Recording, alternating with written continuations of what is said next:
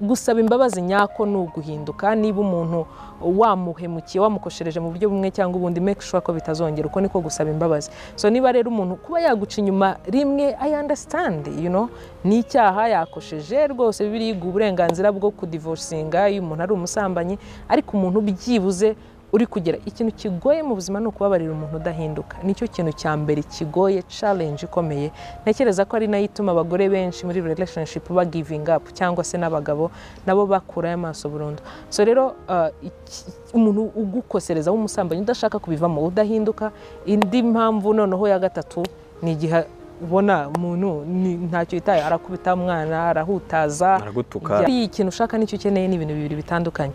Most of the times twebwe tubasha kumenya icyo dushaka nk'ubu nshobora kumva nshaka ice cream ariko kugira ngo nzamenye ko nkeneye amazi atari ice cream aho niho bisaba smartness niho bisaba kugira sharp mind kugira imitekerereze yagutse twigeze kubivugaho ubushize aka kanya iyo uri umukobwa muri dating cyangwa muri relationship umutaraba mariye ufalinga in love na hairstyle y'umuhungu ukunda inyogosho dread uko kwaterura uburyo conga ubwanwa urabona ari smart kabisa yaba afite imodoka akamanura ikiro kuvuga uti that's my boyfriend that's my man ariko iyo maze kuba married ufalinga in love na lifestyle before muri relationship byari hairstyle nyuma yo kubana ni lifestyle so kumenya ko ukeneye lifestyle atari hairstyle nicyo kintu kigoye. So that's why usanga noneho warakunze ibingibi ugakunda umusatsi uko ateye araterura box hariya rwose urabona ameze neza arambara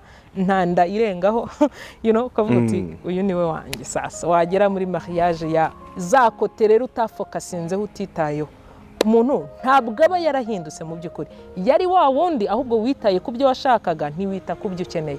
So icyo rero nicyo gituma ugera mu rugo ugatangira kuba shocked kuri marriage. None se nk'uyu mwana uri kumbwira ngo ko nonge ntabwo ndi ready for marriage nzaba ready muri 2025 kandi ndi ready available for dating ubu nk'uyu nguyu niyihe garanti mfite ko azahitamo neza so hitamo neza ushingiye ku byo ukeneye not ibyo ushaka nuhitamo ibyo wumva ukeneye kuruta ibyo ushaka uzagira urugo rwiza. Ikindi kandi mwige gusenga guys musengere ingo zanyu musengere abagabo banyu mugire munumva ijambo ry'Imana. Buriye kimwe mu bintu abantu batazi nuko Bibiliya ivuga ko umugabo ufata nabi umugore we amasengesho ye ntabwo ashobora kurengana parafo byanditse muri Bibiliya. So ugakora bikanga ukabona uri gushaka amafaranga ntibiri gukunda niki wari ufite business nziza jirahombye wareba nukavuga se ni imibare mike niki wasanga mu rugo wagera mu rugo ugasanga ufata umugore wawe nabi uramwabusinga uramutuka uramwica emotionally so ntabwo ushobora gutera imbere kubera ko Bibiliya iravuga ngo amasengesho y'umugabo ufata nabi umugore we nikizira ntabwo agera kure ntago Imana ibasha kuyumva. So kandi ikindi abagabo batamenye nuko nubwo waba uri pasteur Imana ntabwo izagushimira ngo wabwirije neza pasteur runaka ntabwo izagushimira ngo wafashije abantu wagize ute ikintu cyambere izagushimira n'urugo wabashije kubaka uburyo wafashe umugore wawe kuko iyo niyo first ministry kuruta kubwiriza banzu making sure kuri pasteur mwiza mu rugo rwawe uri umuyobozi hanyuma mwige nkuko nabivuze musengera abagore banyu musengera ingo zanyu kuruta uko musengera amafaranga ndetse n'ibindi biraho byoroheje. Umugabo ufite umugore ufite umugabo umukunda umwubaha umwana wagize amahirwe yo kugira papa mwiza wamubereye first love ntabwo ashobora kuza kuri kamera avuge ngo abagabo n'imbwa umuntu uvuga ngo umugabo n'imbwa n'ufite umugabo w'imbwa nyine ariko nta muntu ufite umugabo mwiza ushobora kuza ngo avuge ngo mena scam ngo mena fake mena what iyo ni experience yawe usangiza ariko tugize amahirwe tukagira abantu baza kuvuga abagabo neza baza kuvuga ko abagabo bashoboye umugabo ashobora kukubera umugabo ashobora kukubera inshuti ashobora kukubera umuvandimwe ashobora kukubera papa w'umwana twagira abantu benshi bashaka kuba married twagira abantu benshi bumva baryohewe n'urugo kandi buri icyo batazi nuko Sabe Imana igiye kuguha umugabo ntabwo iguha full package ntabwo ivuga ngo yohereje urabona iyo baguhaye full package nka Amazon icyo wodarinze cyose kiraza Imana rero ntabwo ari ukikora Imana ntabwo iguha full package iguha raw materials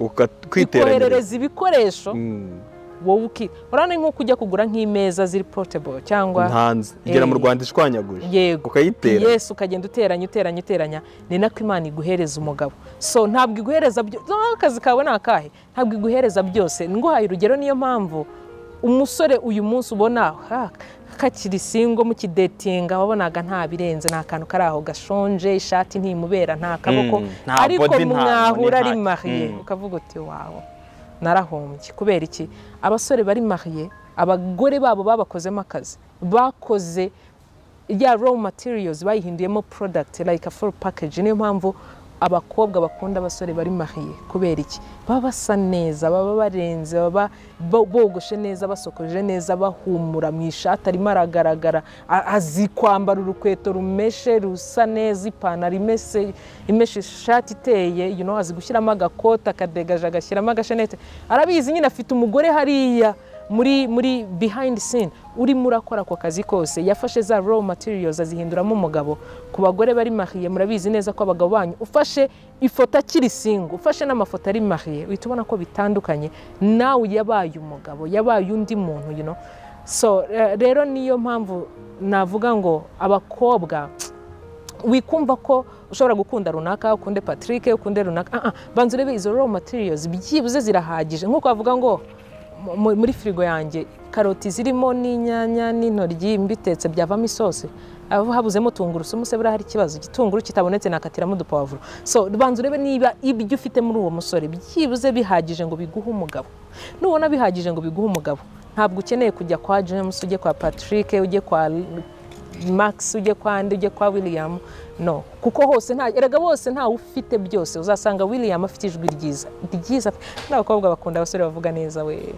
ijwi ryiza guhamagara nka nijoro cyangwa mu gitondo avuga ati hi baby ukavuga ati wow none ndapfuye tuntu duto nk'utwo banza urebe nawe ibyo ukora biri annoying banza urebe mu by'ukuri we ku giti cyawe are you perfect ibyo agukorera are you even appreciative person urashima uri umuntu byibuze ushobora kumenya amakosa ukayakosora nubona we ku giti cyawe wisuzumye ukabona ni sawa rebe ku mugabo wanjye bipfira ubundi ni igiki kindakaza ubundi ni igiki ntakunda ku mugabo wanjye kuko sometimes hari nka couple iza muri counseling twaganira nkamubwira ntoke ngaho andika ibyo ukunda ku mugore wawe cyangwa nge nkanabikwandikira umugabo wawe ni igiki ukunda kuri kandika ameze gutya cyo koze disi agira ubuntu ntago njya musaba amafaranga ngo yanyime ikindi ntabwo nkanira mfite uburenganzira bwo gukora icyo nshaka ankundira umuryango yita ku bana nyine nkandika page y'ibintu byiza nasanga nk'ikintu adakunda nyine ni umuntu uraho ucecetse udakunda kuvuga ngasanga nk'ikintu anenga ni kimwe kandi afite ibindi bintu nka miliyoni byose byiza waka appreciating ikibazo usanga ufokasinga kuri kimwe kitagenda neza ukareka kwita ku bindi ndaguha urugero nko muri covid bagifunga twafokasinze ku cyumweru kimwe byumweru bibiri mu rugo turaba tuhavuye bongeraho ibindi naho turavuga ati what reka dukura amaso ku gihe turi mu rugo ahubwo turebe iki gihe turi mu rugo turakibyaza gute turagikoresha tukavuga ati what ubundi nzi kudoda wano umuntu akadoda manapera akayuzuza uzi ko buriya hari inkuru hari abantu banditse filime muri covid abakire bakize muri covid dreams nyinshi zabaye realistic zagiye mu bikorwa muri covid kuko noneho bimuye amaso ku gihe cyari kinini bategereje mu rugo bagishyira ku gihe kinini bafite cyo gukoresha bya bindi byose batari barabonye umwanya wo gukora so rero nawe mu rugo utaryohewe banza suzume ku ruhande rw'umugabo wawe wa appreciating iki nusanga ari byinshi byiza ushyize ku munzani urabona ni balance cyangwa hari ibiruta ibindi which one outweighs the other ni kiye kinini nusanga ibyiza ari byo byinshi focus on that one ready wowe uri muraza urakina n'ubuzima bwe niki please guys ntabwo biri smart ntabwo ngufata nk'umugabo iyo uje kubeshya umuntu urukundo ngo umufata nk'iki umubwira ngo tangira ahantu nashaka kujya ufata nk'umuntu utari umugabo mu by'ukuri niba utari umugabo ubwira ikinyuranyo cy'umugabo umukobwa rero witegereza ngo umugabo azahinduka no ashobora kuba azahinduka ariko ntabwo azahinduka kuri wowe azahindukirira undi mugore utari wowe hari nk'umukiriya nari mfite ejo bundi ufite umugabo yafashe ari kumwe n'abagore batatu ku buriri ngo abagore batatu batandukanye umugabo ari kumwe n'abagore batatu batandukanye mu Rwanda hari abantu babyumva bakagira ngo ndi kuvuga abazungu n'umunyarwanda n'umugore n'umunyarwanda. Aka kanya iyo uri umukobwa muri dating cyangwa muri relationship mutaraba marié ufalinga in love na hairstyle y'umuhungu ukunda inyogosho dread uko aterura uburyo conga ubwanwa urabona ari smart kabisa, yaba afite imodoka akamanura ikiro akavuga uti that's my boyfriend, that's my man. Ariko iyo umaze kuba married ufalinga in love na lifestyle. Before muri relationship byari hairstyle, nyuma yo kubana ni lifestyle. So kumenya ko ukeneye lifestyle atari hairstyle nicyo kintu kigoye. Yes, ngewe birantangaza cyane nk'iyo mbajije umukobwa w'imyaka 28 uyu musore umukundira iki ati nyine ari smart, I'm so proud of him, ni wa muntu nyine bitantera complex kugendana nawe mu nzira, hagira isuku, ameze gutya. Wow, just wait, you will be shocked usanze atari ibyo ukeneye. Ukeneye umugabo uri faithful, uzi umugabo w'umwizerwa. That's a keeper, ladies. Umugabo w'umwizerwa, you have no idea. Erega ikibasabe ni uko usanga arashaka umusore mwiza uri cute, uri handsome, ariko nanone akeneye n'amafaranga. Kandi abasore bari handsome bari cute hanze ahangaha nta mafaranga bafite. Ndi kubeshya. That's true. Umusore uri handsome, kujya uzapfa kubona umusore uri handsome. Patrick the Motivator, ndagushimiye ko ubashije kuzangaha.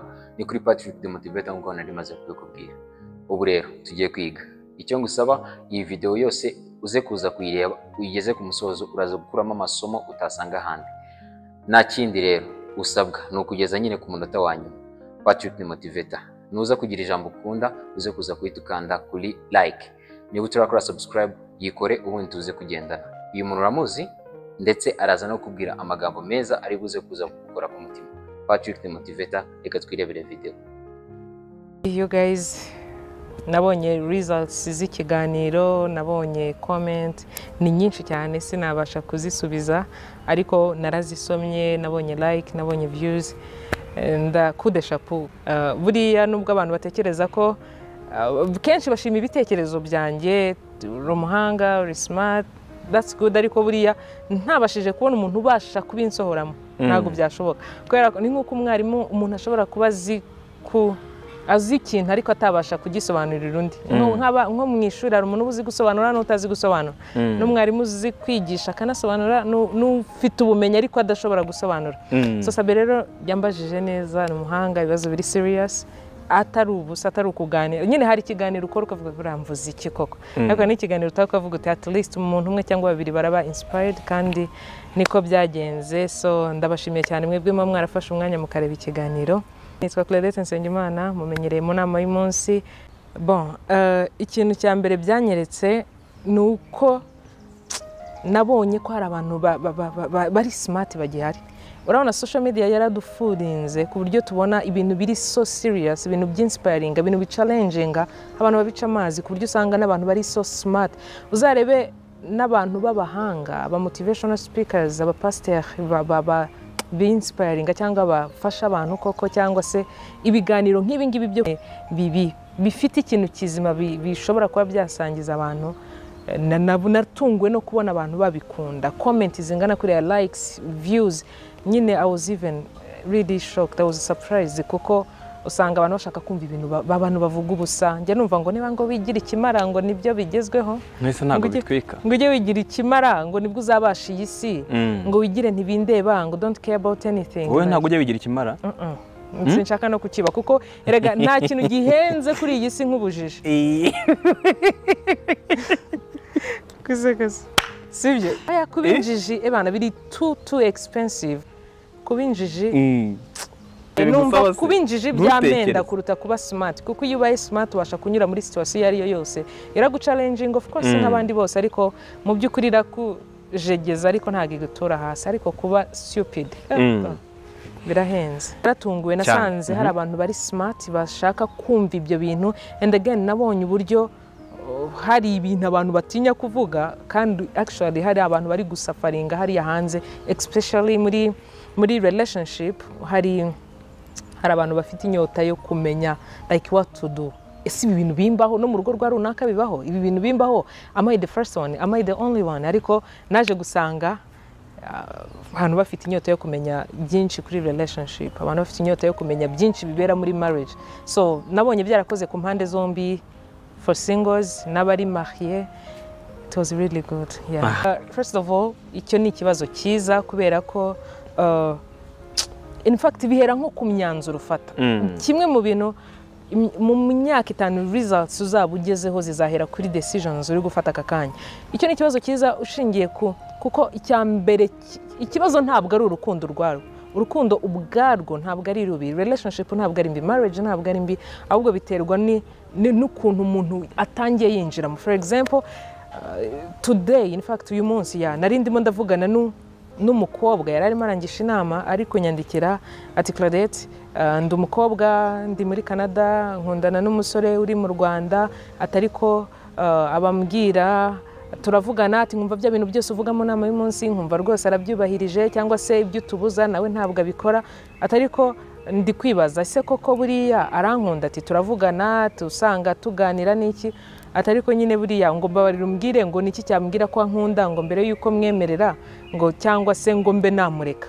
Mu by'ukuri muri icyo kibazo cyose ambwiye nta nubwo numva ikibazo cyari cyo really, sindi kumva ikibazo afite, ariko noneho nza kumubaza ndamubwira nti wowe banza umenye icyo ushaka, banza umenye are you available for marriage or it's just dating. And I was shocked kumva ambwira ngo ntabwo ndi available for marriage ngo kugeza ngo byibuze muri 2024. And the guy nawe ari ready for marriage nko muri 2024 cyangwa 2025. And I was like, really, why are you even dating? Niba nta numwe uri ready for marriage, muri gukundana ngo bigende bite just kugira ngo ugire boyfriend, just kugira ngo ugire girlfriend. Nizo relationship ziri hanze hariya, urakundana n'umuntu nta gahunda yo kubana, like really kubera ikiri kudatinga. Sabe umusore ashobora kuza akakubwira ngo okay, niba uri available for dating, umusore ashobora kukudating imyaka 5 kandi n'ubundi ntimubane, you know. So kibaza what's the point anyway? Niba udafititegura kubana uri kudatinga kugira ngo ujye muri state y'abantu bafite boyfriend bafite girlfriend.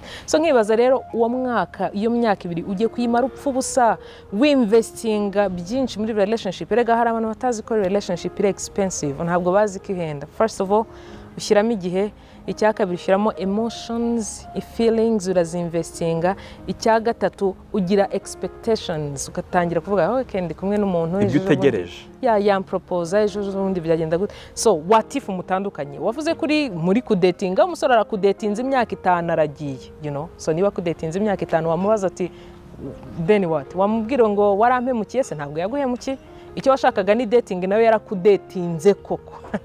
Mwese umuntu adatinga kugeza ryari kuba date? Ahubwo mbaza ngo badatinga bate? Mbaza ngo badatinga bate? Numvise timing cyangwa se ibyo bafite kuri timeline y'ibyo bagomba gukora muri dating yabo ari byo bitumvikana. Ubundi muri dating byagombye kumara igihe kingana iki, bagombye kudatinga gute nkuko bivuze? Sabe ni gute wajya mu ishuri bakubwira ngo nta diploma uzabona, uziga imyaka 2 hanyuma numara kwiga ugende. Ni nk'iyo dating idafite purpose, idafite intego, you know. So ntabwo ndi ready for marriage. Muri 2025 zukuna ari kera ashobora guchanginga mind akakubwira ati okay, so nyuma yo kudatinga rero twaradetinze, thank you so very much, wadatinzwe neza warakoze, then ubwo nyine hasta la vista kamusezera. So nge numva rero ubundi niba mudafite intego yo kubana, ni nayo mpamvu especially abasore, ikibazo cyawe ntabwo nakibagendaza kukigusubiza, cyane cyane abasore mureke gukinisha imitima y'abana b'abakobwa hanze hangaha, cyangwa se surtout noneho n'abafiye mère. Niba umukobwa ari yarabyaye ategereje umugabo wakubwiye ko ari ready, wowe uri muraza urakina n'ubuzima bwe n'iki, please guys, ntabwo biri smart, ntabwo ngufata nk'umugabo iyo uje kubeshya umuntu urukundo ngo umufata nk'iki, umubwira ngo tangira nashaka kujya ufata nk'umuntu utari umugabo. Mu by'ukuri niba utari umugabo ubwira ikinyuranyo cy'umugabo, kubeshya umukobwa ko umukunda, kuza gutereta umukobwa umubwira ngo uramukunda kandi nta gahunda ufite yo gushaka. Mu by'ukuri what's the point? Urashaka kugera kuki? Uzamuye hopes ze, utangiye gutuma atekereza ko ejo bundi ashobora kwimariya, kumbe we nta gahunda. Mu by'ukuri umva ni nko muri 2030 nibwo utekereza kwimariya.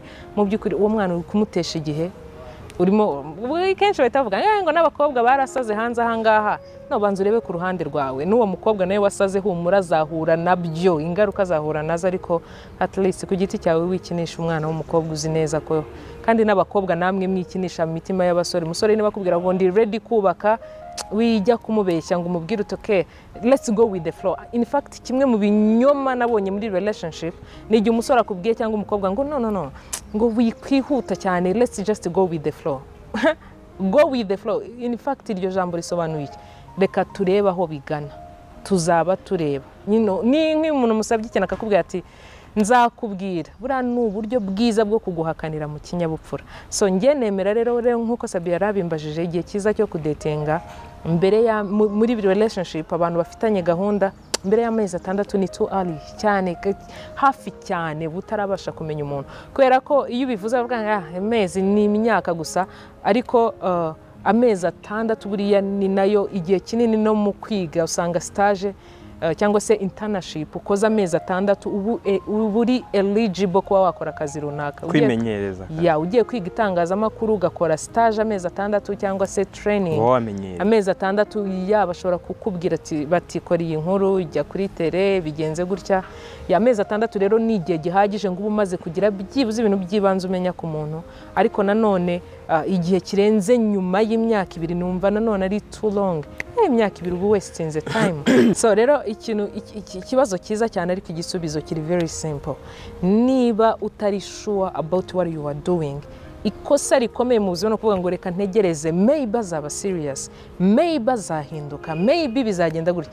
Darling, wait for the one but don't wait for someone to be the one. Sinzi niba somehow bijya binanira kubasha kuvuga neza ibintu mfite mu mutwe mu Kinyarwanda neza n'icyo Kinyarwanda nasabe nawe ntiyakibasha tegereza umuntu wa nyawe the right person ariko witegereza uwo muntu utari kuba wa nyawe ngo azahinduka wa nyawe. Sinzi niba biri ku making sense ariko umuntu ngo arahinduka Claudette Sabe umuntu buriya nkiyo bavuze ngo umugabo ngo abagabo ngo burazahinduka buraza yes that's true umugabo arahinduka ariko umugabo ahindukirira gusa umugore ashaka guhindukirira ahindukirira umugore ashaka gutunga. Niyo mpamvu ushobora gukundana n'umusore uri stingy ewana umva no muri restaurant cyo koze wenda muri Amerika niko bimeze usanga nk'umuntu agusohokana yagutumiye kuri facture akakubwira ati you know what let's split tugabane facture you know. So waje rero nta mafaranga ufite ushobora kuba shocked kubera ko we ikintu yagukoreye niyo companionship niyo yaguhaye naho ubundi kugabana facture biri simple nubwo yaba ari girlfriend wawe. So rero hano mu Rwanda icyo navuga nuko umuntu niyo mpamvu ushobora gukundana n'umusore uri singi nkuko nari mbivuze w'umunyabugugu wa wundi ewana no kugusohokana ari ikibazo wambwira uti hani mfite akabaza kanaka ukeneye angahe 10 akwereza 10,250 yo gukata exactly nta natanu ari burenge uri kumva ariko uwo musore udashobora no kugwa amafaranga mwatandukana agakundana n'umukobwa kamuspoilinga akajya mugurira wigi ya 300 ibihumbi 300 akaba yanamugurira imodoka avuga ati ye runaka twakondanye aha yuriya imodoka. In fact suko ayo mafaranga atarayafite ahubwo nuko gusa nyine abagabo ntabwo badufata kimwe. Umugabo agufata uko wifasha iyo wihaye agaciro nawe arakaguha iyo wigize cheap nawe aguca amazi kabisa. So niyo mpamvu umukobwa rero witegereza ngo umugabo azahinduka no ashobora kuba azahinduka ariko ntabwo azahinduka kuri wowe azahindurikirira undi mugore utari wowe you know. Umukobwa ushobora gukundana n'umusore cyangwa ushobora kugira umusore w'ubuzijya yabaswe n'ibiyobyabwenge yagize ute baramusengeye bagize batababyeyi bajyanye mu masengero byaranze ariko yakunda rimwe gusa. Umukobwa itaba karire kabiyobyabwenge akabireka niba ari misaka yijyamo yes barahinduka ariko ntabwo bahindukira buri muntu wari we wese. Keep that in mind girls. Ngiye guhita nkubaza ikibazo cyoroshye cyane none angara umugore ushobora kuba gukurikiye uvuze ko umuntu adahinduka yageze mu rugo inshingiye ku kiganiro twakoranye ubushize wavuze ko bipfira mu mahitamo nibyo ndabyemera ariko yahisemo yibeshye hari ibyo atatekerejeho neza hari ibyo atavetinze ari byo atacukumbuye neza ngo arebe hanyuma amaze kugera mu rugo tangiye kubona udushanjama ku mugabo, tangiye kubona umugabo ntabwo ari serious, tangiye kubona umugabo ntabwo yumva agaciro afite mu rugo. Kandi uvuze ko umugabo atazahinduka, azahindukirira umugore we ashaka cyangwa uwo yiyumvamo cyangwa se amarangamutima ye yerekejeho. Uwo mugore ubwo aruvemo kandi ahinduka nyuma bamaze kurugeramo. Mu gutereta ntiyahinduka, niba nakumvise neza. Mu gutereta red flags ziba zihari mu by'ukuri. Ibintu sometimes harimo nubwo abantu nko mu mahitamo uba ufite ibintu byinshi ugomba gushingiraho, companionship, personality, character, capacity, byinshi cyane. Ariko icyanyuma nkubwira kwitaho cyane ni conviction. Mu by'ukuri umutima wawe, instincts zawe, feelings zawe, hari ababyita ngo ni spirit, vibes, whatever, ariko ku bakiranutsi cyangwa abakristo babyita Holy Spirit. Icyo kintu yego uba ukubwira ngo like urumva uri ufite iyo conviction mu mutima wawe, urumva uhamanya nabyo. Yeah, most of the times usanga bamwe bavuga bati sha ni muri kimwe cya kabiri 50 nzapfa nzakira, nyine reka ngende n'ubundi nyine none se ngo kora nta upfusha watahetse, nta upfusha wata sebe. Iyo bigeze ku Kinyarwanda rero nta kibazo.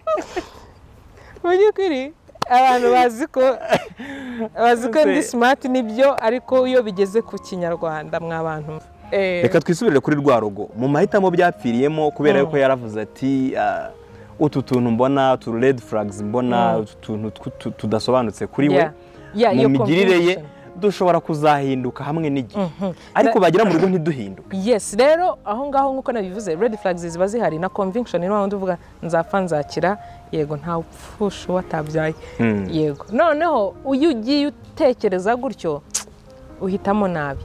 Tuvuge wenda nizo red flags wahuye n'umuntu uzi kuzihisha uzi kuzihisha ku buryo ugera mu rugo ugatangira kuvuga is he the same guy nakunze wankoreraga ibi byagendaga gutya. So icyo nakubwira cyo nuko divorce buriya ntabwo ari cyo kintu cya mbere kibanze nabwira umuntu ngo nabigenze gutya iruka, niba bigenze gutya ruvemo, kubera ko rega nta muntu uri perfect kuri iyi si, nta muntu muri relationship. In fact niyo mpamvu mbwira abantu ngo witonde, ube discerning, uhitemo neza, ube careful ku buryo nakora ikosa wenda bizaba ari hahandi uvuga ngo maybe nge nakoze ibyo nagombaga gukora, ibi ngibi wenda ni amahirwe make nagize cyangwa iki, ariko wakoze uruhare rwawe. Kubera ko iyo umaze kugera mu rugo ntabwo biba byoroshye, reka ntabwo ari nko gusimbuka usubira inyuma. Muri relationship mwatandukana biroroshye ko boyfriend wanjye byacitinga nkamubwira ati you know what, good luck, it was good for how long it lasted, ariko rwose ntabwo turi bugumane. Ariko wamaze gushaka umuntu akaguca inyuma rimwe, ewana guhita uvuga uti ndahambiriye, ntabwo byoroshye. Abantu bari mariye barabibonye ko umuntu ashobora kuguhemukira inshuro nka miliyoni, ariko kugira uzavuge ngo mbivuyemo ndagiye biragoye. Niyo mpamvu bavuga ngo couple nziza ni imperfect couple ariko iri good at forgiving, izi kubabarira ya umuntu umubabarira. Njya nkunda ijambo bakoresha abapasiteri iyo barimo barigisha bashaka kubwira abantu kwihana bagaruka imbere y'Imana, cyangwa se waguye mu Kirundi baravuga ngo Imana ngiyi babarira ntiharura ntibara, Imana ikubabarira itabara. So no muri marriage ni the same thing, naho biba bisaba kubabarira utabara, ariko noneho hari level ibintu bigeraho ukavuga uti you know what, hano ndahasiga ubuzima, ni hagati y'urupfu n'ubuzima. Urupfu mvuga ntabwo ari kwicisha ishoka, ntabwo ari ya tragedy yabayeho y'uriya mugabo watemye umugore imbere y'abana. Oh God, ntabwo ari birandi kuvuga ko hari n'urupfu rwo mu mutima rwa rundi uvuga uti you know what, ibi ngibi byo ni impossible. Ndaguha urugero, hari client nari mfite ejo bundi ufite umugabo yafashe ari kumwe n'abagore 3 ku buriri. Ngo abagore 3 batandukanye, umugabo ari kumwe n'abagore 3 batandukanye. Somehow ari abantu babyumva bakagira ngo ndi kuvuga abazungu, n'umunyarwanda, n'umugore n'umunyarwanda, ukamukurikira ugakurikira imodoka y'umugabo ukasanga muri lodge ari hoteli abagore 3 ku buriri. Hari abantu bumva ibyo turi kuvuga muri relationship sometimes aba ari uguta umwanya, but this is a big deal, ni serious topic.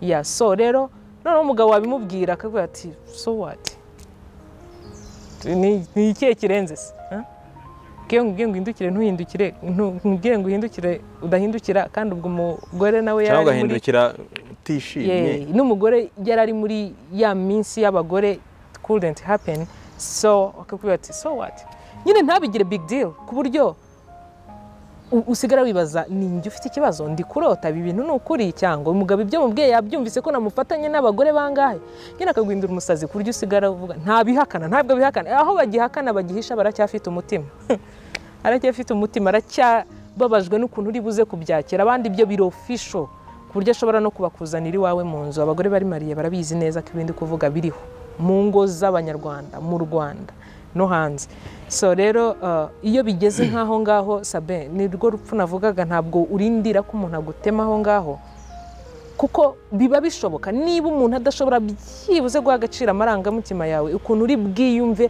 umenya icyo kintu urambwira ngo aragukunda urambwira ngo yumvise ngo impanukira ukoze impanuka urapfuye yababara no yavuga ati at least hari abagabo benshi ba celebrating bumvise ko abagore babo bapfuye nabonye agapost ejo bundi ikintu cyatuma abanyarwanda bishima kurusha ngo kurenza ibindi ngo nigihe babaha amahitamo ngo yo guhitamo abagore bwa kabiri abo bashakanye bahita batandukana ayo mahitamo yo guhitamo abagore bwa kabiri niwo munsi washimisha abanyarwanda wow that's true ariko rero ni ibintu biba bihari mu ngo nyinshi nyine ni na kan post gasekeje kari funny ariko that's true ni reality niko kuri hanze anga so rero urupfu mvuga ntabwo ari urwo kurindira ngo umuntu akwice kuko umuntu udashobora ngo umugore wanjye amenye ko muci nyuma yabyakira ati ubona bimubwira akavuga ati so what nta kintu aba yarakwishe mu mutima bene nk'upfuye ntacyo byamubwira bene nk'uwo yanakwica rega ntabwo umuntu it doesn't happen overnight ngo umuntu afate ishoka guteme aba yarakwanze kera decision aba yarayifashe kera so wirindira rero ko agutema aho ngaho umuntu aba kweretse ko atagukunda habe na gato uvuze ikiyenye n'amarangamutima umuntu apfa mu buryo bubiri umuntu w'imbere tutabona arapfa kandi agapfa mu buryo abantu batabona cyangwa se hari igihe byimanifesta ukabibona ukabona ko umuntu afite ikibazo hari n'igihe abana nabyo ntabivuge tekereza yuko umugabo azahinduka nk'uko babivuze hari igihe ahinduka agahindukirira umugore we ashaka ariko hari n'igihe adahinduka hari n'igihe noneho we adahinduka nk'uko wari ubivuze igihe atahindutse kandi uwo mugore akaba ari mu rugo kandi arimo arabona ko umugabo we kabisa ewana guhinduka si ibya none cyangwa se hari ukuntu ubana n'umuntu ukavuga ati ariko uyu muntu yararozwe afite undi muntu wibaza nyine utuntu nk'utwo ngutwo uri uwo mugore Claudette ibintu uvuga uri umukobwa ntabwo urashaka uri uwo mugore wumva wakora iki njyewe ndi umugore rero kandi amarangamutima umugabo yarayishe ubundi hari topic umuntu atanegosiyaho ziri very simple hari topic y'ubuzima iyo ubona uri bupfe ikindi hari topic ya sex surtout ku bantu bari batoya bakiri very young so nk'umugore rero utabasha kubona bimwe muri ibyo my friend what are you doing izo ni impamvu scientifically proven iziguha uburenganzira bwo gutandukana spiritually proven ku bantu b'abakristo Bibiliya yemera rwose nk'iyo umugabo no mu rukiko yego no mu rukiko in fact ni eshatu ibintu bitatu bishobora gutuma utandukana n'umugabo ubundi aba ari byinshi n'utuntu tw'utudefo twinshi tukuzengereza ariko iyo bigeze kuri ibyo bintu bitatu bikuru nta yandi mahitamo usibye kuguma mu rwendo ugapfa icyambere iyo umuntu watagushaka adashaka ko mubana ku bantu b'abakristo ibingibi murabizi neza ko birimo iyo umuntu Sabe tubana akambwira ati so sinkigushaka so what cyangwa ntanabikubwira gutya ariko ukabona ko ibimenyetso akora ari biganisha kwihambira ku muntu urateka ntashaka ko musangira uramukoraho ahindukira urushyi akaguhuza n'igikuta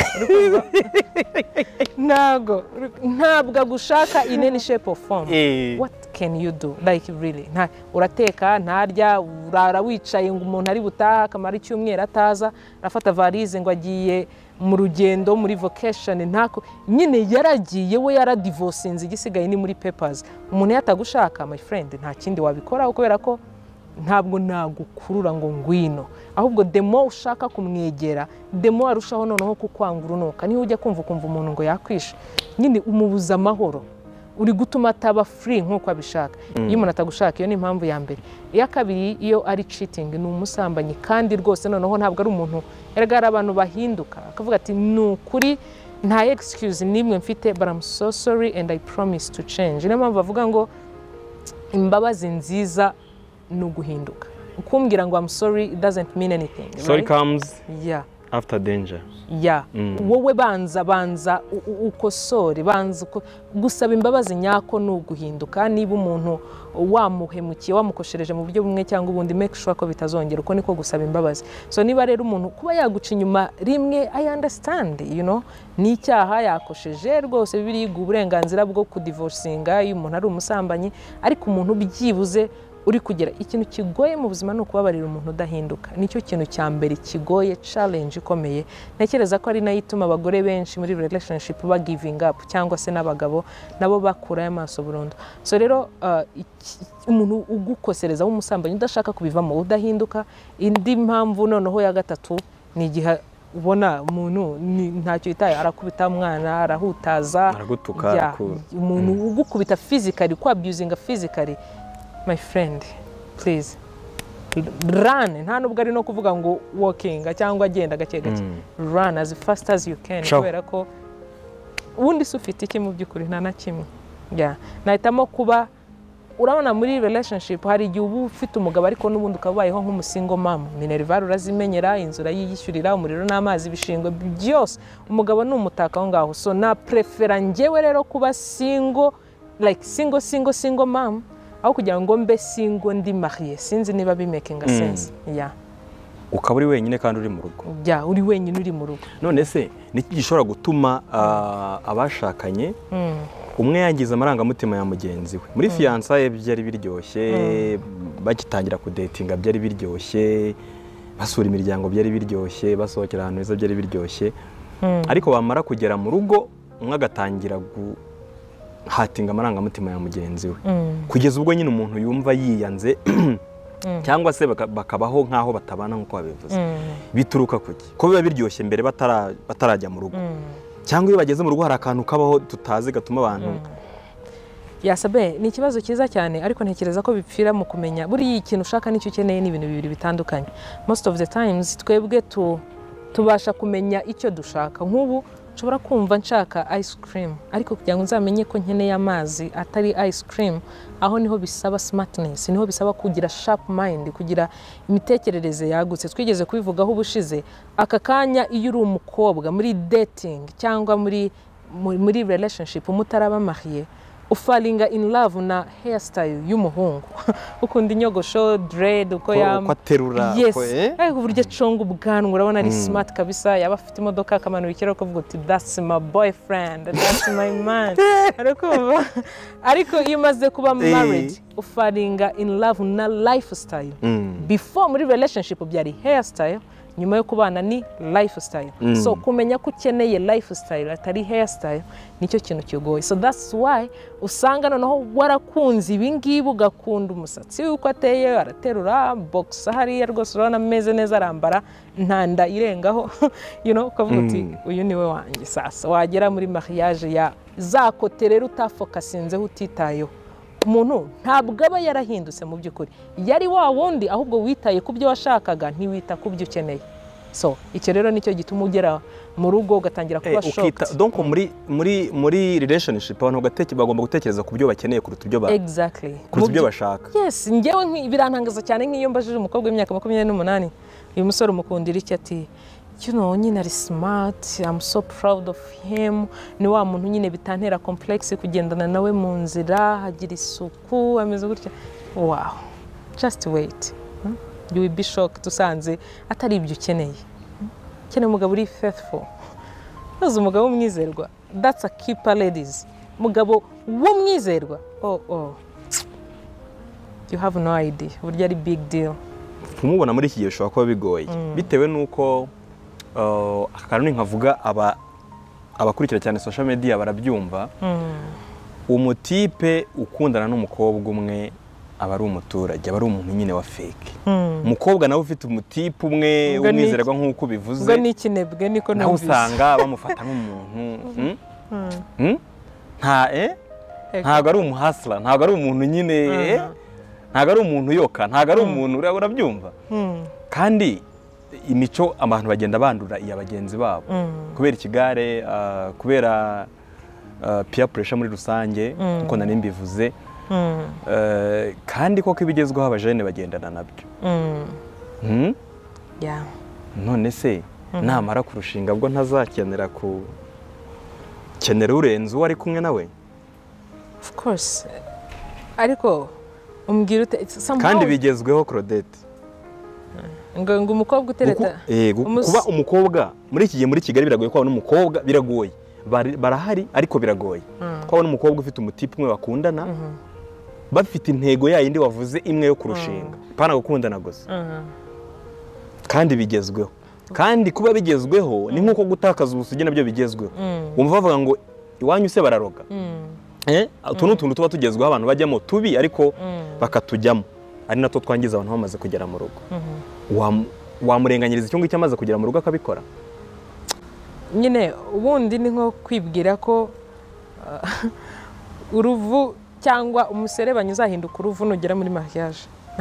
Ntago bikunda. Umuntu yari we mbere yuko bashaka niwe ahinduka we nyuma yo kubana. Urugero nkuko wari ubivuze ngo gukunda umukobwa umwe, ngo umusore uteretse umukobwa umwe ntabwo abarenze, ugomba kugira abakobwa bakwirukaho bavuga bati uriya mutipe ararenze mane. Nabonye nari ndi mu rusengero mpura n'umwana twiganye arambwira ati we maybe namahirwe n'Imana yatumye duhurira hano hashize igihe ntanubwo yarazi ko nagarutse kugira ngo mbashe kukubaza. None hari umukobwa umpamagaye arambwira ngo uwo boyfriend wanjye amuvuga n'amazina ati ukundana na runaka. Yego. Ati runaka nanjye aranteretse.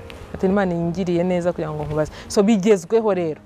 Bigezweho biri nomo kuba umusore yakunda abakobwa babiri cyangwa batatu. Ariko mu by'ukuri erega ikibasabe nuko usanga arashaka umusore mwiza uri cute uri handsome ariko nanone akeneye n'amafaranga. Kandi abasore bari handsome bari cute hanze ahangaha nta mafaranga bafite. That's true. Umusore uri handsome kugira uzapfe kubona umusore uri handsome ufite ibiceri. Umusore ufite six packs. Mwabyumvise ko saba afite amafaranga. Arashaka byose, arashaka all in one. Kandi buri icyo batazi nuko Sabe Imana igiye kuguha umugabo ntabwo iguha full package. Ntabwo ivuga ngo yohereje. Urabona iyo baguhaye full package nka Amazon icyo wodarinze cyose kiraza. Imana rero ntabwo ari ukikora. Imana ntabwo iguha full package, iguha raw materials. Ukoherereza ibikoresho wowe urabona nko kujya kugura nk'imeza ziri portable cyangwa hanze igera mu Rwanda ishwanyaguje ukayitera. Yes, ukagenda uteranya ni nako Imana iguhereza umugabo. So ntabwo iguhereza akazi kawe nakahe, ntabwo iguhereza byose. Nguhaye urugero niyo mpamvu umusore uyu munsi ubona kakiri singo mu kidetinga wabonaga nta birenze nta kantu karaho gashonje ishati ntimubera nta kaboko ariko mwahura ari marié ukavuga uti wawo narahombye. Kubera iki?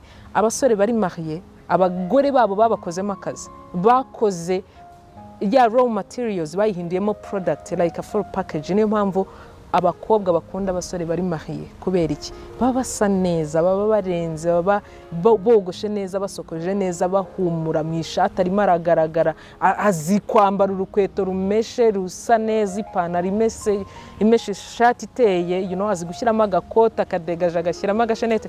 Arabizi nyine afite umugore hariya muri behind scene urimo urakora ako kazi kose. Yafashe za raw materials azihinduramo umugabo.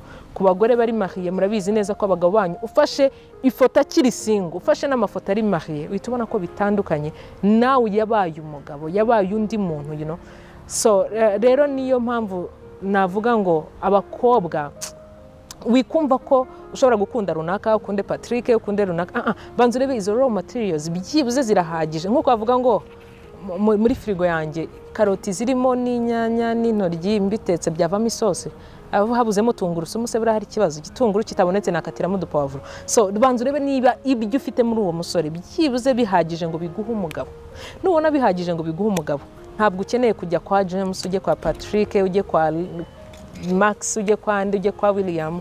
No, kuko hose erega bose nta ufite byose. Uzasanga William afite ijwi ryiza n'abakobwa bakunda abasore bavuga neza we.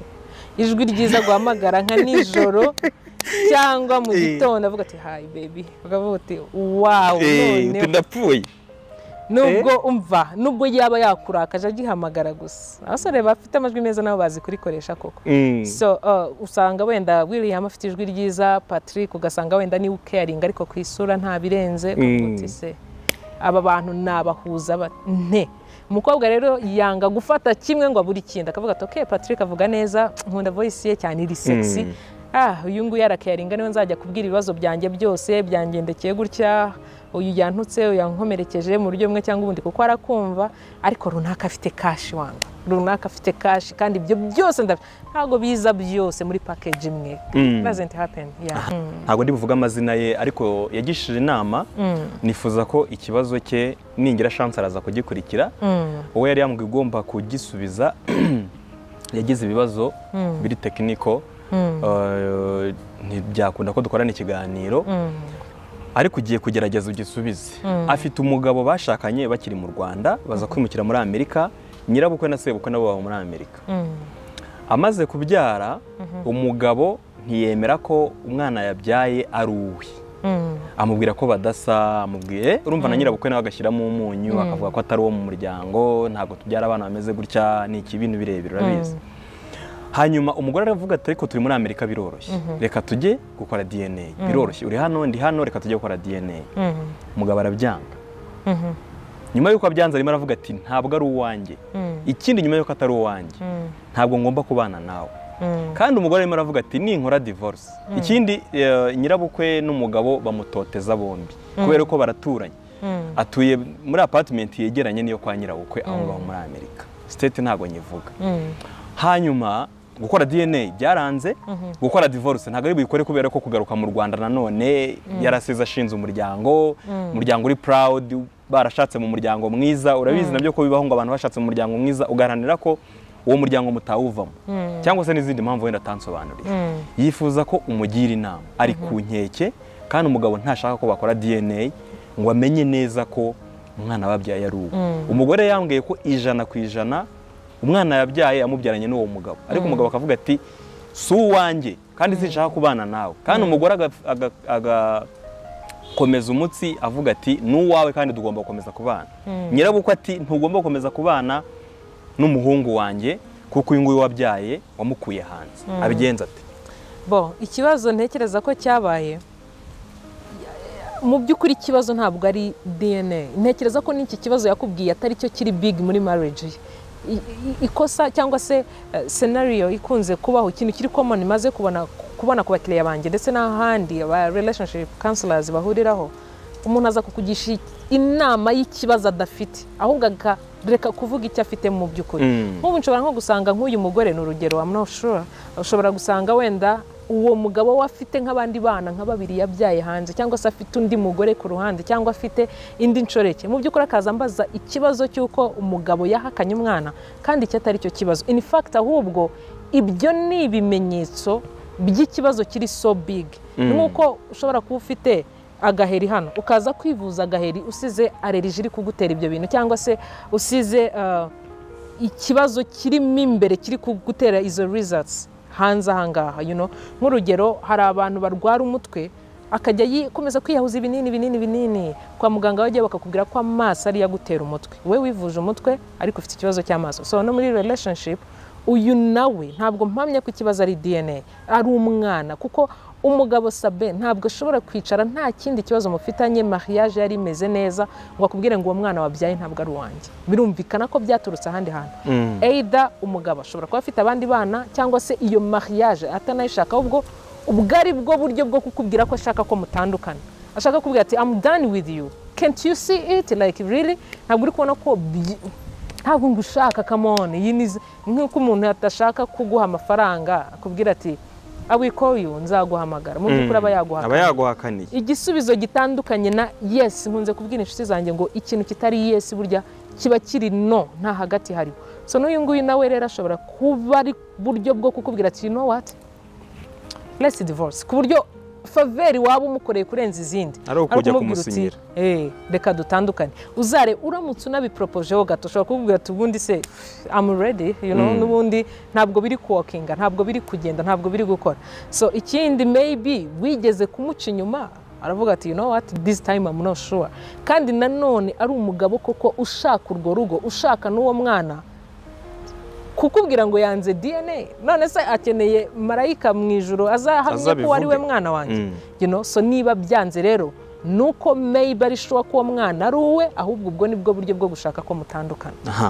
Ngiye kubariza aba bakobwa nshingiye kuri pressure iba muri societe nyarwanda, ikintu bita kugumirwa, sinzi abantu bakibarira imyaka kibarirwa, ariko mu Rwanda kibaho, gasanga Claudette ageze 27 batangiye kumushyiraho pressure kuko udashaka ibintu nk'ibyo ngibyo, ariko reka ubwo duspose kw'abo bantu bagumiwe koko, cyangwa se bategereje umugabo, cyangwa se byatinze ko abona umugabo, kandi pressure imuriho, kandi akeneye guhitamo cyangwa se kubireka, ariko pressure imuriho. Ku giti cyawe nka Claudette uhamya ko umukobwa twakwanzura ko yagumiwe, kuko societe tubamo irabikora, irabivuga, yego, ryari ku myaka ingahe, mu gihe kingana iki atereswe cyangwa atarateretwa?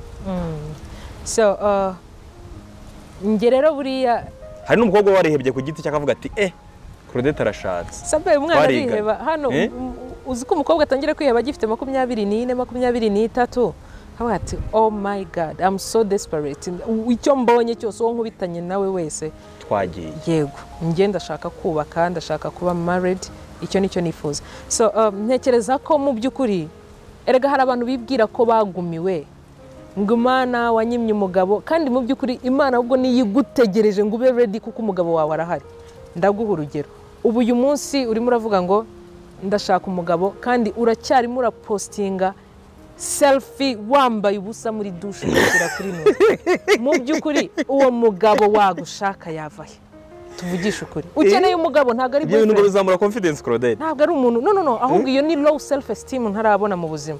Niba wumva utari beautiful, utabanje kwambara ubusa, utabanje kugira ute, you know, mu by'ukuri sinumva ntabwo ari umugabo wabuze, ahubwo ni wowe utari ready for marriage, kuko umugabo arahari ahubwo yago. Kandi ikibazo ibyo bintu uri kubishyira kuri social media.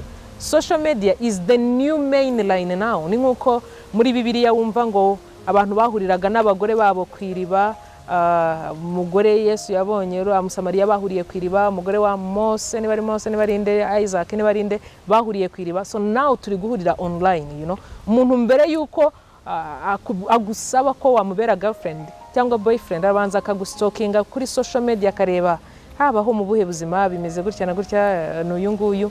Ikindi ngewe mbona uri umukobwa uri single, account yawe iriho 0 post, really ngo n'ubusirimu, nta foto nimwe, nta kintu na kimwe, following umuntu umwe cyangwa babiri, account yawe iri private, igize kuba ifite 0 post, iri private, kandi urashaka umugabo. Ese azakwaccessinga gukuye he?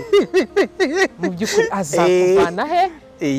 No, ukambwira ngo private nta muntu umwe wemerera, wowe urareba ntabwo ngomba kubanza kugusaba kugufollowinga ntazi ibyo followings. No, ndabanza ndebe uyu muntu ubundi deservinga ko mufollowinga. So niba konti yawe iri prive, ikindi iriho 0 post, uwo mugabo azagukura he? Abonye nimero yawe. But social media now yateka inzova, ubyemere cyangwa ubyange, kugira ngo mbashe kumenya byibuze uwuriwe, biransaba ko mbanza gusura social media platforms zawe ndebe are you real cyangwa uri fake, cyangwa you know, no najyaho ngasanga ikibuno ni kariso ubusa hari, kandi urashaka umugabo. So ngiye kugumirwa, ngewe nemera ko ari wowe utaraba ready for marriage.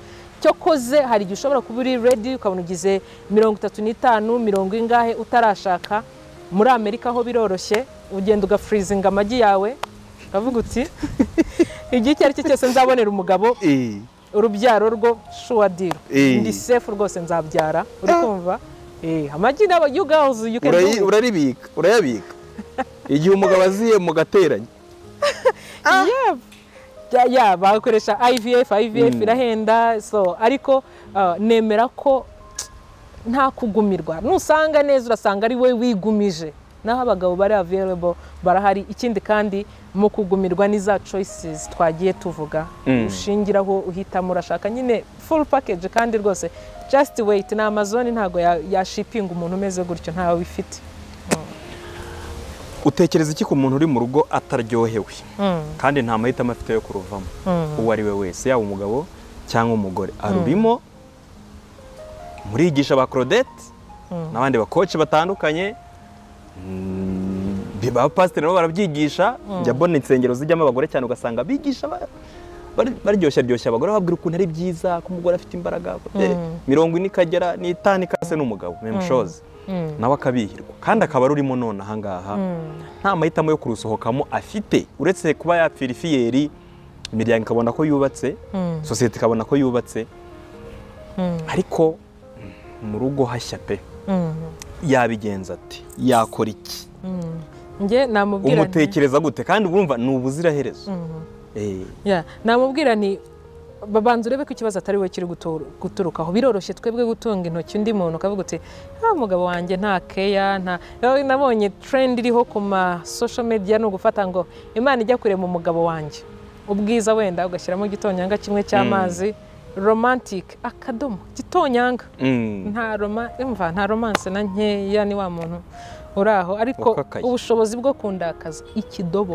kiriza kamena amazi arandakaza bwo kumpemukira are so very annoying so rero most of the times biroroshye gutunga abandi intoki turagereranya umugabo wanjye Imana yamuremye icyo yagize aho se wowe ku giti cyawe we wirebye ariko sabe buriya uzi ukuntu abantu twese tugoye hajya uvuga umugabo wanjye aragoye kandi wowe ku giti cyawe in fact hari n'igihe ubyuka wowe wirakariye wumva utishimye muri we wumva harimo amakimbirane se biriya bintu uzi ko nawe wireba ubwawe ukigaya nk'uko ikintu wakoze ukavuga ati biriya bintu sinakabikoze gutyo noneho ibaze uwo mubana uburyo umuzengereza ibaze uwo mubana uburyo mubangamira ikintu gitangaje ni uburyo uyu munsi abantu barimo baratandukanywa no kuba umugabo asiga toilette atayiflashinze cyangwa asiga atamanuye site cyangwa asiga ashyizeho inkari hejuru ntazihanagure kandi azi neza ko afite urugo ruri mu mugore n'abakobwa ni icyo ngicyo abandi bari gupfa ngo ukanda korogate uhereyemo hagati ngo ubundi korogate uzamura ni ukuri kw'Imana ibyo nibyo